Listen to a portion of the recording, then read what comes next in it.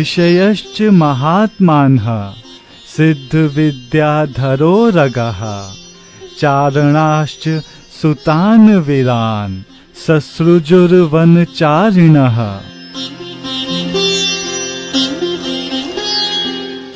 महात्मा ऋषि सिद्ध विद्याधर नाग আৰু চাৰণেও বনত বিচৰণ কৰি ফুৰা বানৰ ভালুকৰ দৰে ৰূপেৰে বীৰ পুত্ৰক জন্ম দিয়ে।